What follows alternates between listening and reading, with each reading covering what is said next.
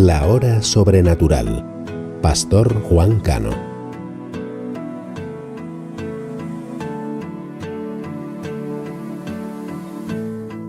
No te veo, pero te siento. Saca este momento para elogiarte. Estoy agradecido, y aunque otros no te piensen, yo te pienso. Cristo, creo en ti, eres más que mi vida. Cristo, creo en ti. He venido a decir cosas lindas de ti. Santo, bueno, ¿cómo es que no te veo y te siento? Dios de amor, mi primer lugar.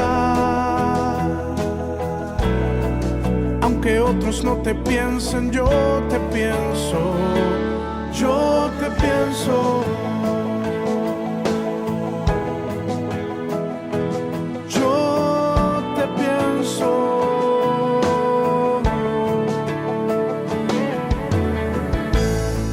No te veo, pero te siento.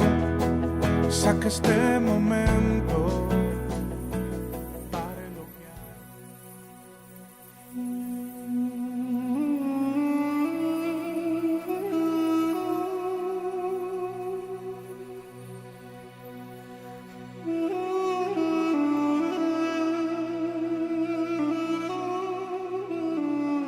Cuando se acercaban a Jerusalén, junto a Betfage y a Betania, frente al monte de los Olivos, Jesús envió 2 de sus discípulos y les dijo: «Id a la aldea que está enfrente de vosotros, y luego que entréis en ella, hallaréis un pollino atado en cual ningún hombre ha montado. Desatadlo y traedlo. Y si alguien os dijere: ¿por qué hacéis esto?, decid que el Señor lo necesita y que luego lo devolverá». Y fueron y hallaron el pollino atado fuera a la puerta, en el recodo del camino, y lo desataron. Y unos de los que estaban allí le dijeron: «¿Qué hacéis desatando el pollino?». Entonces ellos le dijeron como Jesús había mandado, y lo dejaron. Y trajeron el pollino a Jesús, y echaron sobre él sus mantos, y se sentó sobre él. También muchos tenían sus mantos por el camino, y otros cortaban ramas de los árboles y las tendían por el camino. Y los que iban delante y los que venían detrás daban voces, diciendo: «Hosana, bendito el que viene en el nombre del Señor. Bendito el Rey de nuestro Padre David que viene. Hosana en las alturas». Y entró Jesús en Jerusalén y en el templo, y habiendo mirado alrededor todas las cosas, como ya anochecía, se fue a Betania con los 12.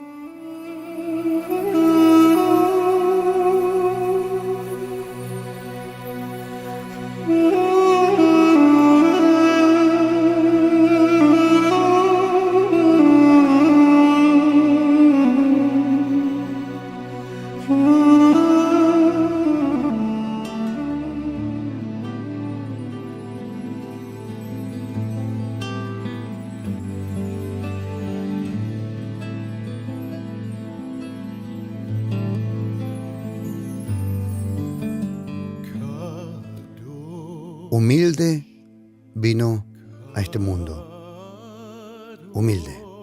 Y humilde vino a Jerusalén.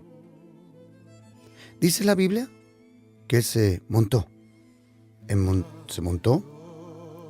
un pollino atado en el cual ningún hombre había montado. Era algo que nadie había tocado antes.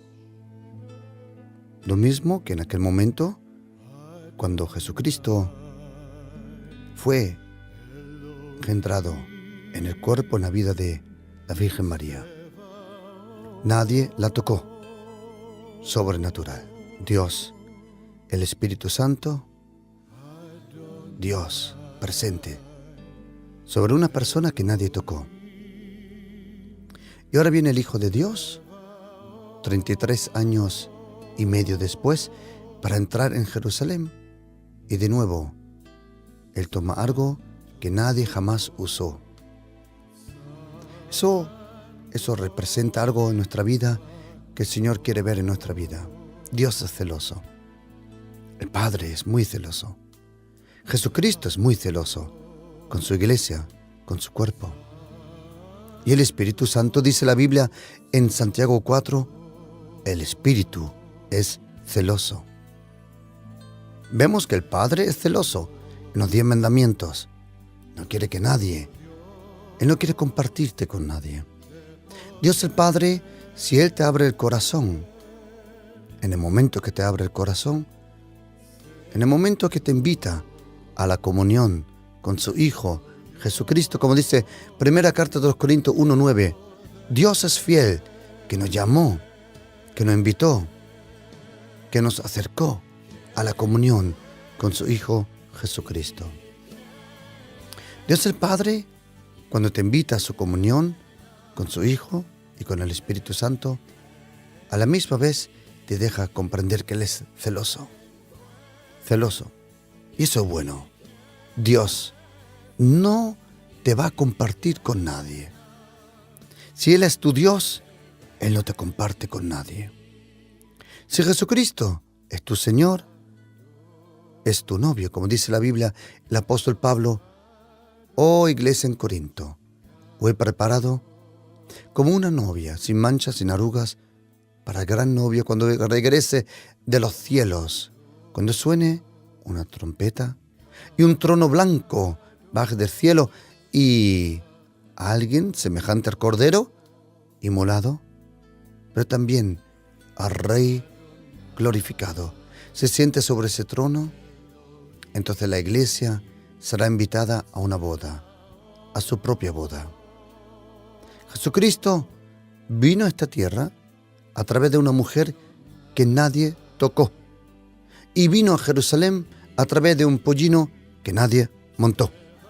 Jesucristo quiere tener, como se dice en inglés, los copyrights, los derechos de autor en nuestra vida. Él no te va a compartir con nada en esta tierra. Él no te comparte ni con un hobby, ni con el dinero, ni con nada. Jesucristo es Dios y Él tiene el derecho de reclamar atención total. Atención total. Amor completo. Fidelidad eterna. Cariño profundo. Y vine a Jerusalén. ¿Para qué? Muchos de nosotros cuando van de paseo visitan la una o la otra ciudad. Pero nosotros visitamos. Pero Jesucristo vino aquí no de visita, sino a cumplir.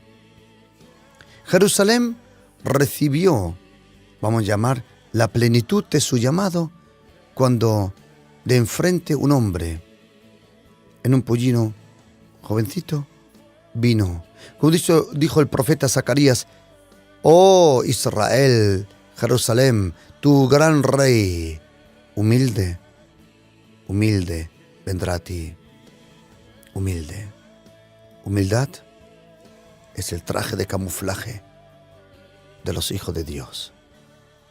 Si no tienes ese traje de camuflaje, los hermanos de José le vieron de lejos con ese traje de muchos colores. Si tú quieres aparentar mucho en este mundo, allá tú. El enemigo te va a ver de lejos. Y si el enemigo te ve de lejos, te va a atacar de cerca. Por eso, porque el Hijo de Dios era humilde. Todos los hijos de Dios tienen que ser humildes. Ahora, ¿qué es humildad? callarse, ser débil. No. Humildad es ser como Jesucristo. Ser valiente como un león, pero manso a la misma vez. Tener coraje, pero también tener mansedumbre. Jesucristo es el Hijo de Dios. Él es el poderoso de Israel. Tiene fuerza, pero fuerza controlada. Y nosotros cristianos somos los únicos que pueden y van a hacer un cambio en esta tierra. Jesucristo dijo de nosotros: vosotros sois la sal. Él no dijo: vosotros sois el vinagre. Él dijo: soy la sal. Él dijo: vosotros sois la luz de este mundo. Por eso uno, cuando vive con Jesucristo, adapta poco a poco, su carácter. Es interesante que muchas veces Dios el Padre no viene a nosotros y nos dice: hijo, haz esto, y esto. ¿Sabes cómo Dios el Padre lo hace? Él tiene un truco. Te lo voy a decir, pero no digas que yo te lo dije. Él te da un nuevo corazón. Y Él escribe sus mandamientos en tu corazón. Y en tu mente te lava con agua limpia, te purifica con una santa sangre y te sella con un Espíritu Santo.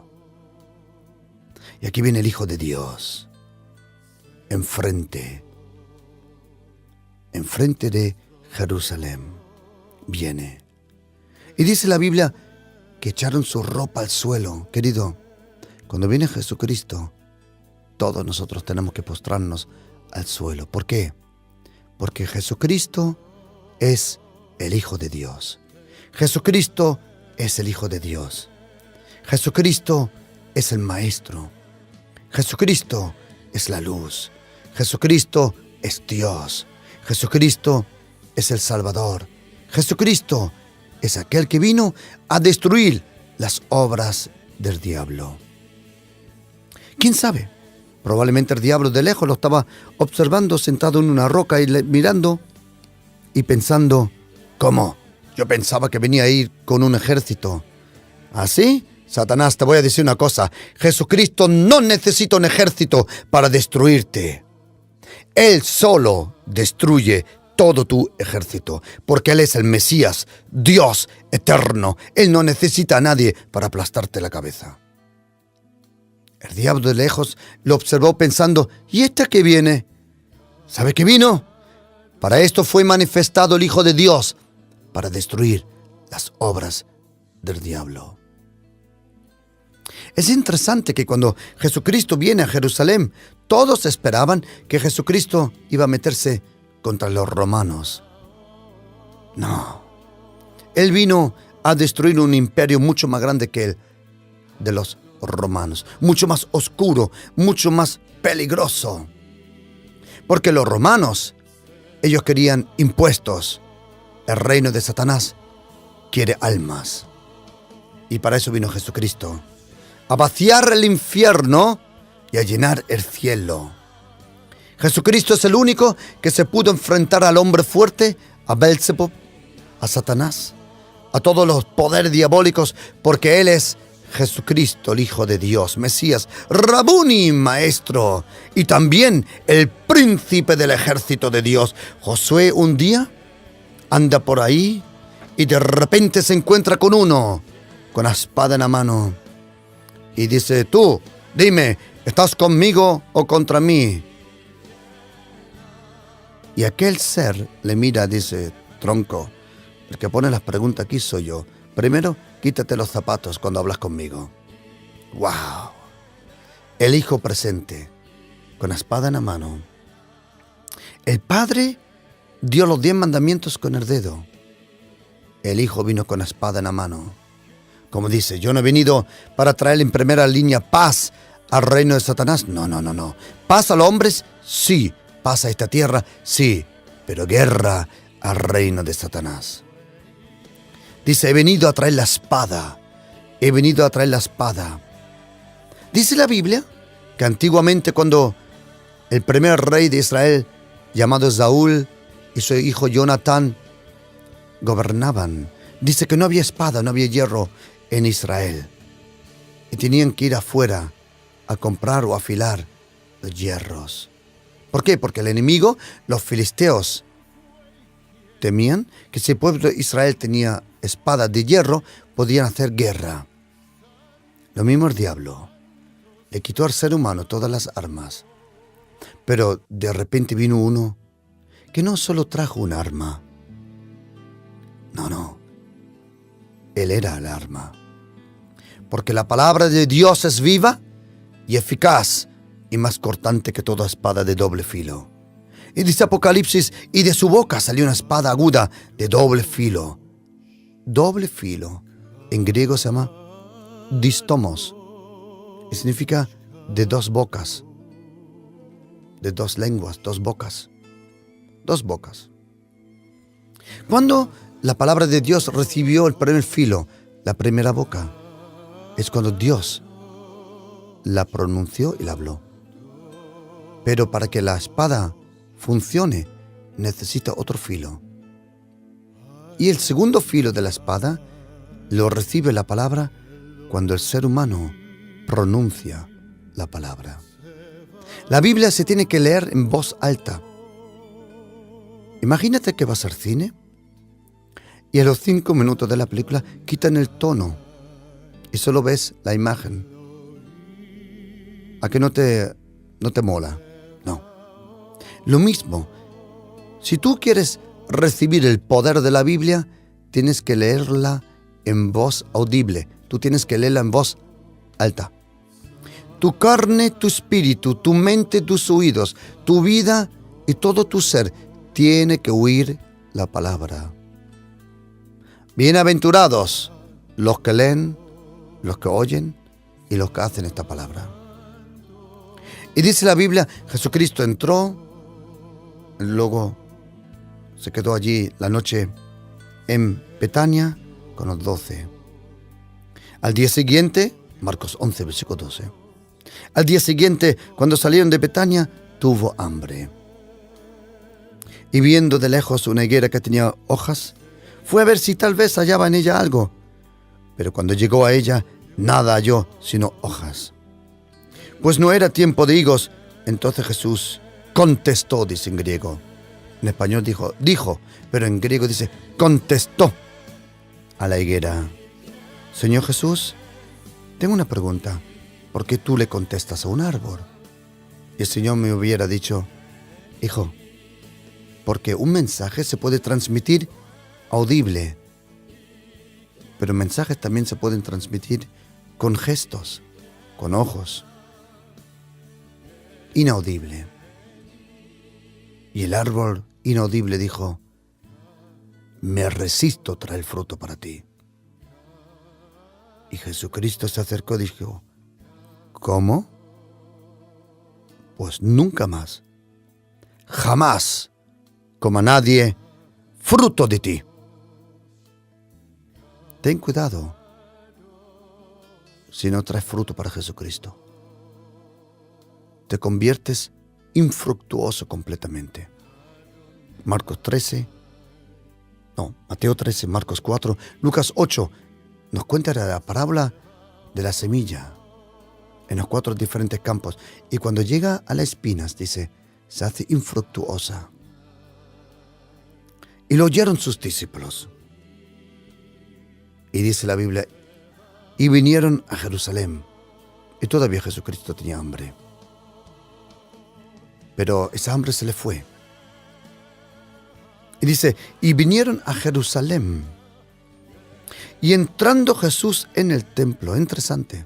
Si tú vas a Jerusalén, si vas a Jerusalén hoy en día, y tomas el camino que Jesucristo tomó, es interesante que cuando entras, a la izquierda estaba el templo y a la derecha estaba el castillo, o le llaman, castillo, Antonia, a donde estaban Poncio Pilatos y los soldados.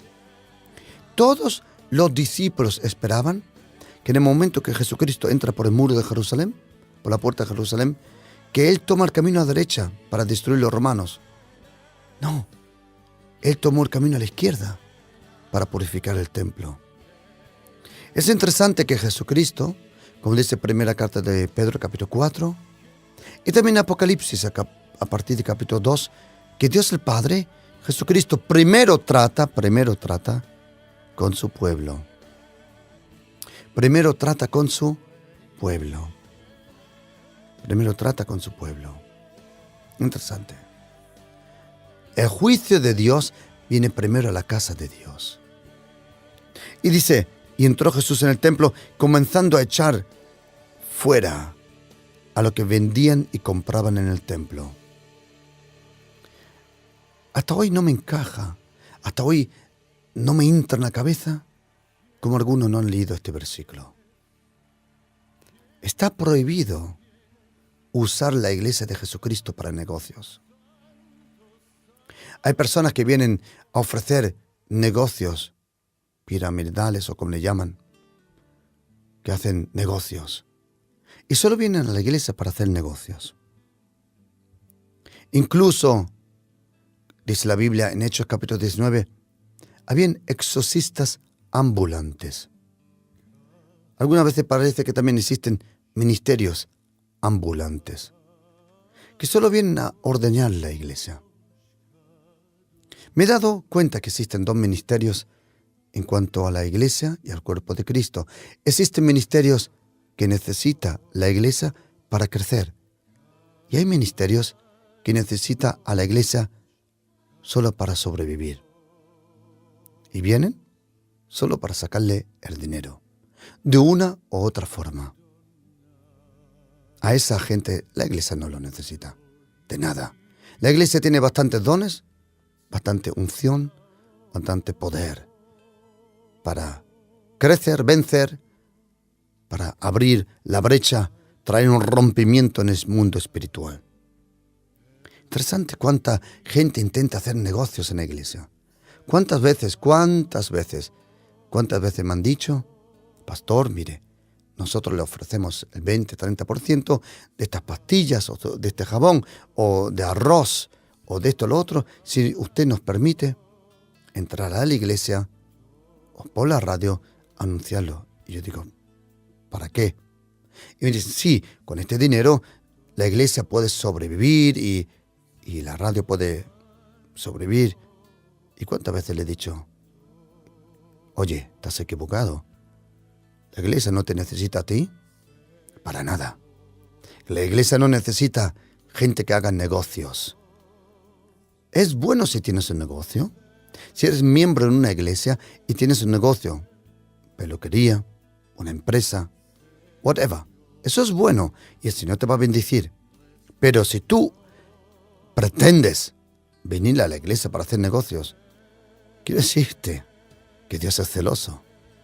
Y ese negocio nunca va bien. ¿Sabes? ¿Os habéis dado cuenta que nunca un negocio, que gente que ha venido a hacer negocios a la iglesia, siempre le va mal?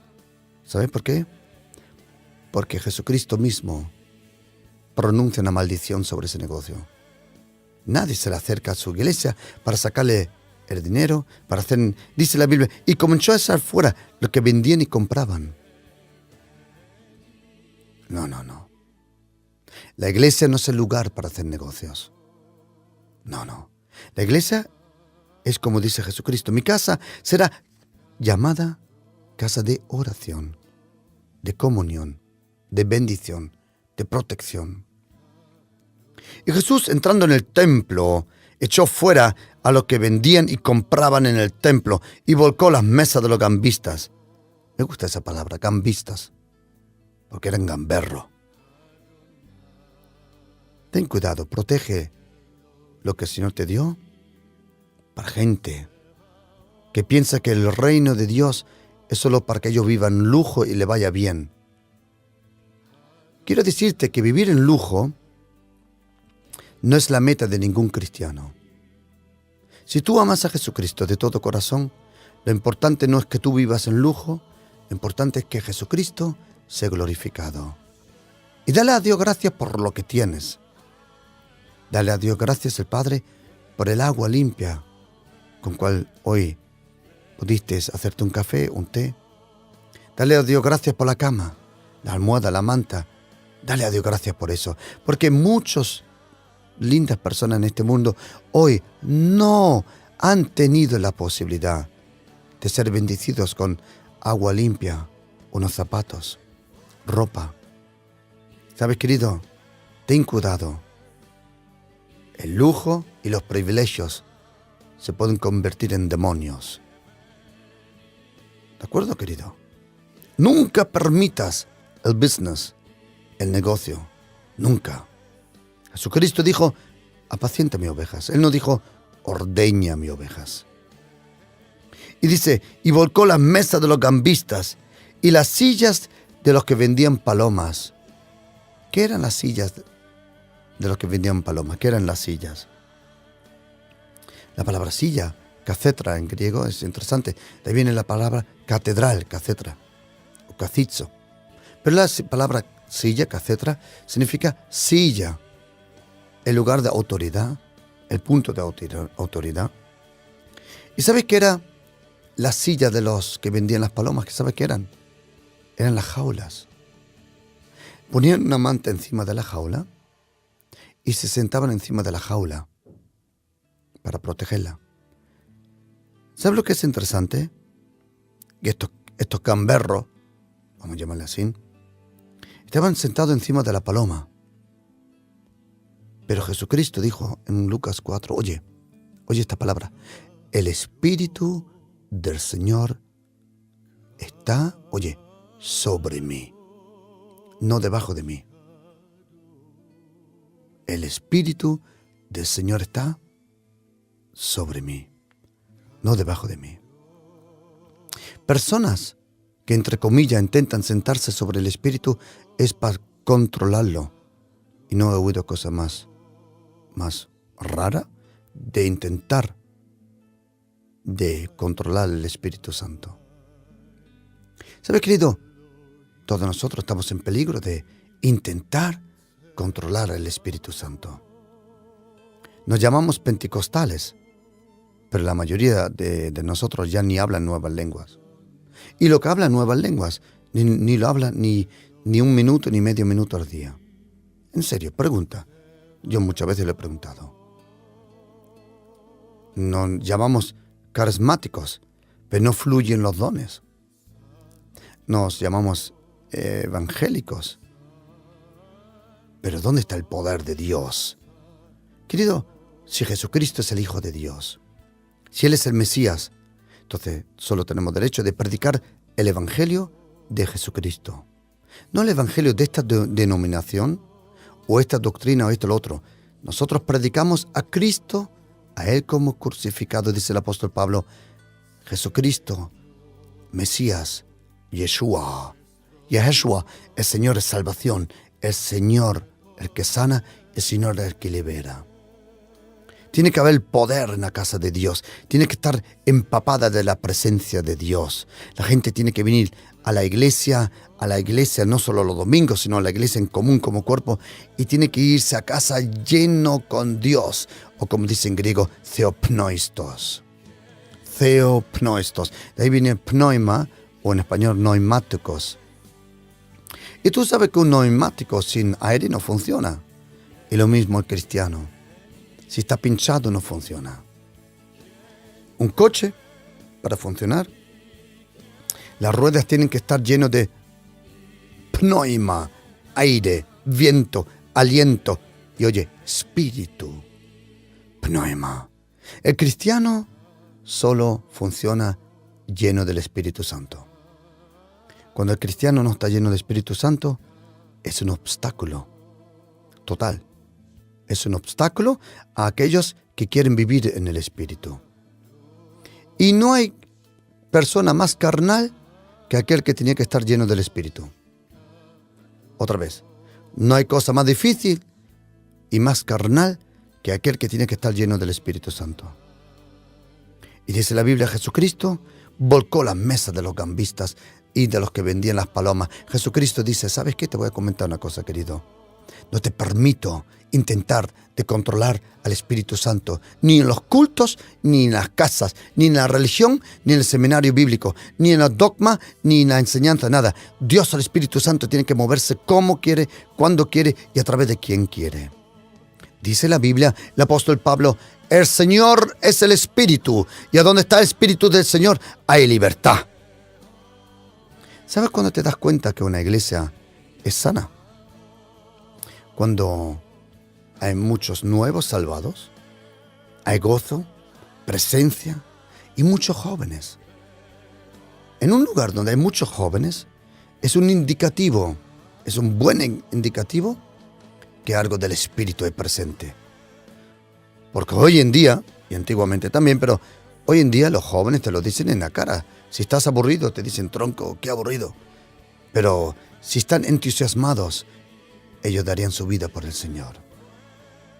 Quiero decirte que si nosotros no alcanzamos los niños y los jóvenes, si nosotros no los conquistamos para Cristo, te prometo que el diablo lo va a hacer para su reino. Pero no. Oye, yo en mi casa serviremos al Señor. ¿Sabes? Dice la Biblia que Jesucristo no permitió que nadie se siente sobre la paloma. Ay, cuánto anhelo el día que venga un tsunami del Espíritu Santo sobre España. Que de nuevo el poder del Espíritu sea encendido en las iglesias, que la gente flipe por Jesucristo. Algunas veces hay mucho control del emocionalismo, del emotions, de las emociones. Y decimos, no puede ser muy emocional en el culto, porque eso es emocionalismo, eso no es espiritualismo, ¿sí? Entonces, cabezón, explíqueme una cosa. El otro día cuando tu equipo ganó, ¿por qué te emocionaste? Quiero preguntarte una cosa. ¿Por qué le reservas al mundo cosas y no se las das a Cristo?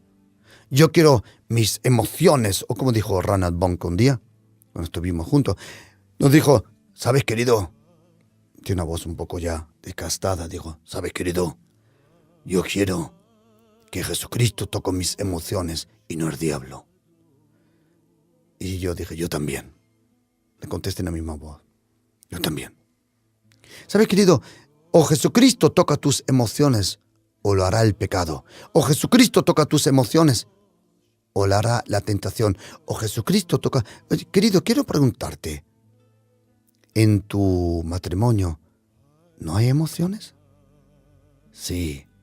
Quiero decirte que en mi matrimonio hay emociones que, y ahora sujétate, que solo he reservado para mi esposa. Por eso, mi vida con Cristo se cumple. Mateo 22.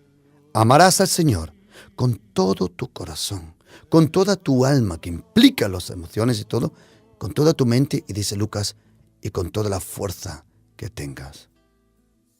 Dice la Biblia, Jesucristo volcó la jaula de las palomas. ¿Sabes por qué? Querido, hay cuánto anhelo que la gente caiga al suelo, se llene del Espíritu Santo como en aquella noche vieja, donde habían 3 personas presentes que tú a lo mejor conoces.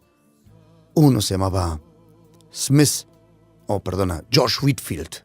El otro se llamaba Charles Wesley y el otro se llamaba John Wesley. Eran seminaristas anglicanos de la iglesia oficial de Inglaterra. Pero Dios el Padre los visitó y fueron salvados, llenos con el Espíritu Santo. Y durante horas estuvieron clamando, Jesucristo es el Señor.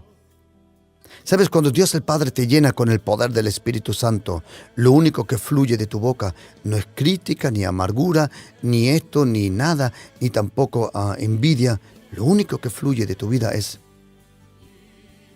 vida del Espíritu Santo. Adoración a Dios. Palabras positivas, palabras santificadas. ¡Wow! Jesucristo no permite que nadie en la iglesia controle el Espíritu Santo. ¿Sabes? Algunas veces a lo que nosotros le llamamos orden, Jesucristo le llama muerte. Hay tanta orden que hay muerte. Necesitamos, como dice la Biblia, aquí, que los niños saltaron por todo el templo chillando, ¡Hosiana! O como dicen en arameo, Hoshiana. Hosiana es una palabra que proviene del Salmo 118, que se llama Oh Señor, ayúdanos. Hosiana, oh Señor, ayúdanos. Hosiana no significa alaba a Dios, eso significa aleluya. aleluya, aleluya, aleluya. Pero Hoshiana en arameo o Hosanna es latinizado, o Hosiana en hebreo significa Señor, ayúdanos. ¿Sabes, querido? Bendito lugar, bendita iglesia, bendita comunidad, donde los niños saltan llenos del Señor, glorificando a Dios. El domingo se me acercó una pequeñita, se llama Andrea. Tiene probablemente, si no me equivoco, 7 o 8 años.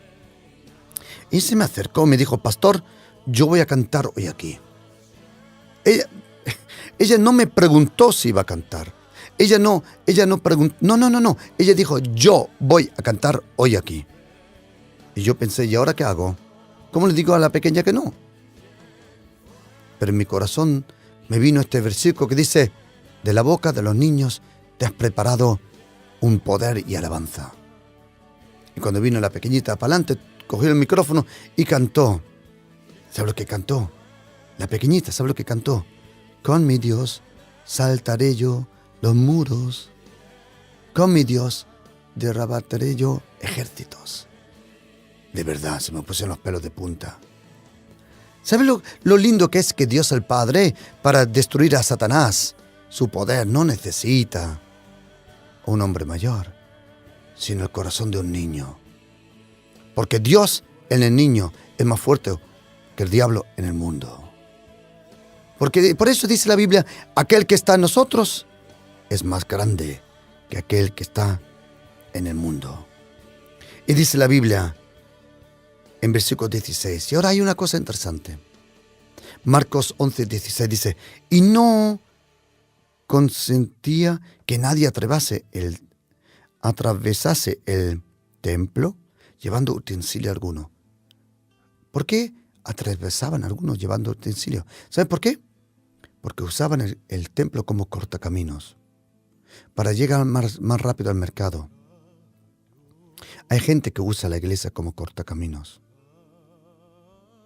de una u otra forma. La usan de una u otra forma. Y el Señor dice, no lo permito. No permito que uses mi novia, mi iglesia, como un cortacaminos. ¡Wow! Este versículo solo se encuentra aquí en el Evangelio de Marcos, no en el Evangelio según Lucas, Juan o Mateo.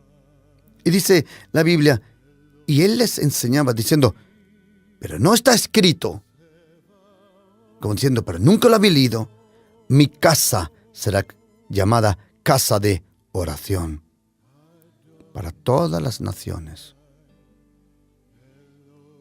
Wow.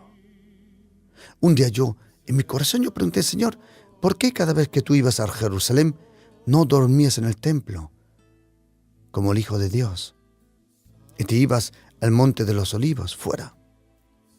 Y yo sentí en mi corazón que el Señor me decía, porque el ruido de la oveja y del mercado me estorbaba. Jesucristo buscó el silencio, la soledad, la profunda soledad allí del Monte de los Olivos, Getsemaní. Normalmente esa soledad, ese silencio, esa intimidad la tenía que haber encontrado ¿dónde? En el templo. Pero de tener allí, en vez de tener intimidad, allí tenía solo actividades de vender y comprar. Y dice el Señor, mi casa será llamada casa de oración ¿para quién? Para todas las naciones. El otro día estudiando una cosa, me quedé perplejo. Yo creo que se dice así en español. Si tú lees en el libro Levítico y Numeri, y lees en un momento, luego también en la carta de los Hebreos, y lees sobre el buey y sobre algunos animales, dice que la sangre del animal tiene que ser derramada dentro del campamento, pero el cuerpo tiene que ser quemado fuera del campamento. Y dice la carta de los Hebreos, por eso Cristo murió fuera de Jerusalén. ¿Sabes? Cuando leí eso, me vino a la mente una cosa. Si Jesucristo hubiera muerto dentro de los muros de Jerusalén, Jesucristo solo hubiera sido Salvador para los judíos. Pero porque murió fuera de las puertas de Jerusalén, se convirtió en Salvador de todo el mundo. ¡Wow! Por eso dice la Biblia, dejarnos ir para afuera, a donde Cristo fue crucificado. Carta de los Hebreos. Y dice, mi casa será llamada casa de oración, mas vosotros la habéis hecho cueva de ladrones. ¡Wow! ¿Sabes? En otro momento Jesucristo viene al templo y Él limpia el templo. ¿Sabes lo que me he dado cuenta? Que cada vez que Jesucristo venía al templo, lo primero que hacía, ¿qué era? Lo limpiaba. ¿Qué dice el profeta Juan Bautista en Mateo 3, a partir del versículo 10? Que Él limpiará su era. Siempre cuando viene Jesucristo, lo primero que hace es limpiar. Él viene a la vida de Pedro, le limpia los pies. Él viene al templo, limpia el templo. Él viene a su era, limpia su era. Él viene a tu vida, lo primero que hace es limpiar tu vida, tu matrimonio. ¿Sabes cuándo te das cuenta que realmente el Espíritu Santo está actuando en tu familia, en tu vida? Cuando Él restaura tu relación con tu esposa, con tus hijos, tus hijas, tu papá y tu mamá. Si tú estás en guerra con tu papá y tu mamá y te llamas cristiano, quiero decirte que estás bien erróneo, colega. Bien erróneo. Honra a tu padre, honra a tu madre, para que tus días sean largos y sanos. Y dice la Biblia que la segunda vez que vino Jesucristo aquí al templo, ya de edad avanzada, o la tercera vez mejor dicho, dice, había hecho mi casa como una cueva de ladrones. La primera vez que llega, dice, había hecho mi casa como un mercado. ¿Sabes, querido? Entre un mercado y una cueva de ladrones hay una gran diferencia. ¿Sabes? La primera vez que el Señor te habla, te dice, hijo, ten cuidado, te estás convirtiendo en un mercado. Si no oyes a lo que dice, te vas a convertir en una cueva de ladrones. En una cueva de ladrones que roba, miente, es corrupta y aún eso se llama un templo. ¡Wow! ¡Wow! Tú puedes darle a la cueva el nombre que quieras. Puedes llamarle a la cueva como quieras. Es una cueva de culebras, víboras, o como dijo, generación de víboras. ¿Quién ha dicho que vosotros os vais a escapar del juicio de Dios? Y yo digo, sí, Señor, así me gusta. Nadie injusto. ¿Sabe lo que dice la Biblia en el profeta Isaías? No hay paz para los malos. ¡Wow! Qué lindo que Dios el Padre restaurará toda la injusticia de esta tierra. ¿Sabes lo que me he dado cuenta? Que Dios el Padre nunca pacta con gente mala. Nunca. Y Jesucristo tiene razón. Dice, ¿tú quieres saber si un árbol es bueno o malo? ¿Tú quieres saber si un hombre, una mujer, una familia, una nación, un ministerio, una iglesia, lo que sea, ¿tú quieres saber si es bueno o malo? Muy fácil. Observa los frutos.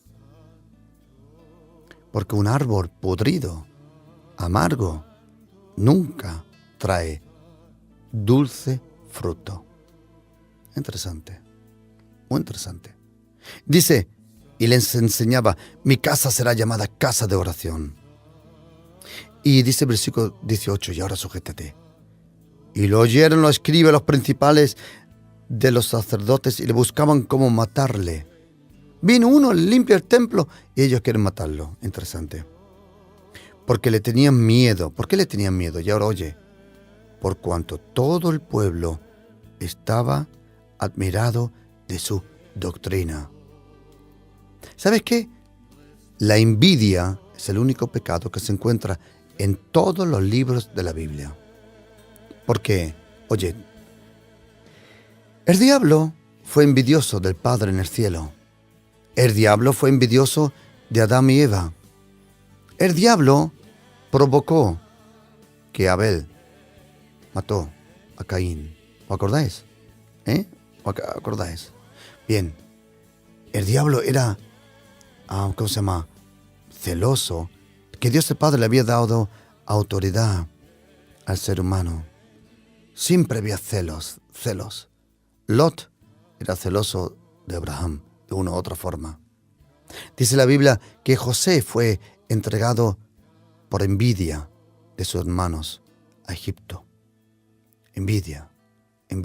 Dice la Biblia que Saúl envidiaba a David y por eso intentó matarlo. Dice la Biblia que entre los discípulos 7 veces se pelearon quién es el más grande. Dice la Biblia que los sumos sacerdotes, Poncio Pilatos, este pagano, dice, se dio cuenta que los sumos sacerdotes entregaron a Cristo por envidia. ¿Sabes lo que me he dado cuenta? Que gente que vive en lo que tenía que vivir nunca es envidioso. Pero el envidioso es el que vive en lo que no tenía que vivir y no alcanzó a lo que fue llamado y no está en lo que tenía que estar. Una persona exitosa, fructuosa, en cualquier área de su vida, está protegida de la envidia. Porque la envidia te come. Y esta envidia de los sumos sacerdotes los comía. Dice la Biblia, oye, en los proverbios, que la envidia carcome los huesos. La envidia carcome al ser humano. Por eso pídele al Señor que por favor, que te ayude, que te libre de eso. Te libre. Interesante, dice, porque le tenían miedo. Porque todos se admiraban de su doctrina. Dice la Biblia en Eclesiastés 4:4 que cuando uno hace un buen trabajo, eso provoca, envidia. Creo que algún día os tengo que dar un buen estudio sobre la envidia para librarnos de esa culebra, serpiente, víbora. Y dice, pero Jesús, al llegar la noche, salió de la ciudad. Había otro momento donde iba a salir con una cruz, o mejor dicho, con un madero en sus hombros. Porque el madero vertical siempre estaba allí puesto fuera de Jerusalén esperando al madero horizontal.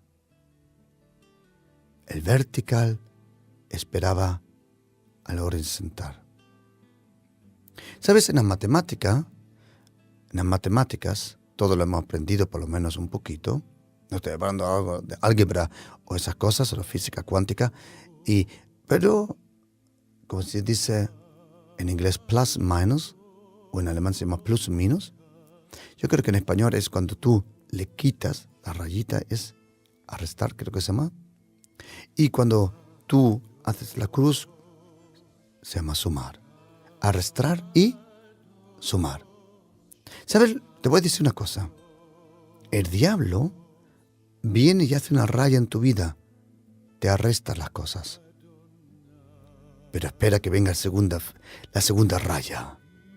La segunda raya te la convierte en una cruz. Y lo que el diablo quería arrastrar, el Señor lo asuma a tu vida. La cruz es la cuenta matemática de Dios. En la cruz, cuando Jesucristo llevó el madero, el patipulum, era la madera horizontal, o mejor dicho, la señal de arrastrar. También dicho, arrastrar. Y cuando Jesucristo trajo el arresto, vamos a llamarlo así, del mundo, se lo trajo a Dios. Dios el Padre convirtió el arrastrar en sumar. Dice la Biblia que cuando Jesucristo fue crucificado, el velo en el templo de Jerusalén se rascó. Y dice la Biblia muy bien, de arriba abajo. ¿Sabe por qué? Porque el diablo tomó el pecado, el mundo, el rumbo de esta vida, las complicaciones de esta vida, la presión de esta vida y arrastró en la cuenta de tu vida. Pero Dios el Padre dijo, tranquilo, tráeme esa rayita fuera de Jerusalén a la cruz de mi hijo. Y lo que el diablo quiso hacer en un arrastrar, Dios en la cruz lo convierte en una matemática suya, que es sumar. Querido oyente, oye esta palabra, esta es de Dios el Padre. Oye, Él dice en Proverbios 6:31 que si el enemigo te ha robado algo, sujétate. Vas a recibir una recompensa de 7 veces. Cuando Jesucristo fue crucificado por nosotros, por nuestros pecados, aquel que no conoció pecado fue hecho pecado. En aquel momento, quiero decirte, Dios tomó la cuenta de nuestra vida y abajo ponía minus, arrastrar. Y Dios dijo, tráeme esa cuenta. Dice la Biblia, si abrimos junto en Colosenses, la carta de los Colosenses, dice una palabra impresionante aquí. La carta de los Colosenses dice en capítulo 2, versículo 13. Y nosotros, estando muertos en pecado y en la incircuncisión de nuestra carne, Él nos dio vida juntamente con Él, perdonándonos los pecados. Y ahora, oye esto. Y ahora estas 3 cosas, oye. Anulando el acta de los decretos que había contra nosotros, que nos era controlando, quitándola de medio y clavándola. ¿Quieres saber, querido oyente, quieres saber una cosa? Oye lo que Dios el Padre hizo con tu pecado, con tus acusaciones, con tu maldición, con el infierno, con todo. ¿Sabes lo que hizo? Lo anuló, lo quitó y lo clavó en la cruz.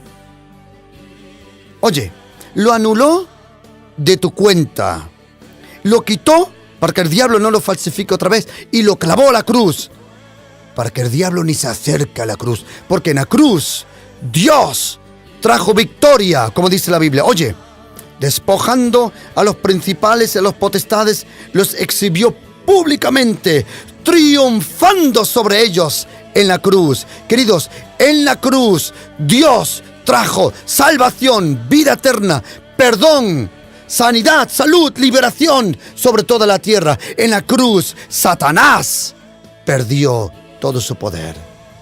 ¿Sabes por qué? Porque Él anuló, Él quitó y Él clavó todo lo que estaba contra ti a la cruz, para que tú puedas decir: el Señor es mi pastor y nada me faltará.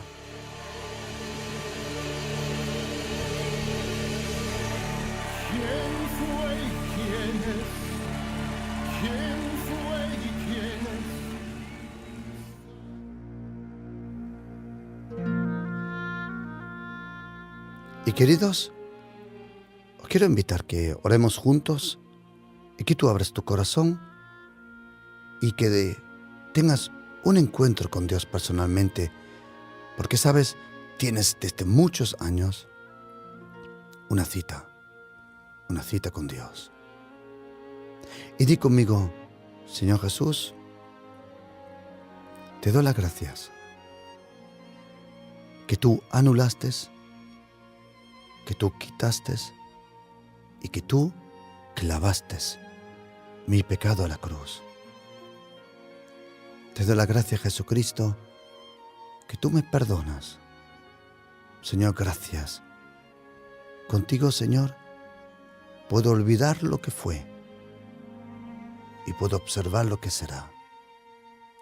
Señor Jesús, te entrego mi vida y te doy las gracias por tu amor, Señor, por tu cariño y por tu gran paciencia que tienes conmigo.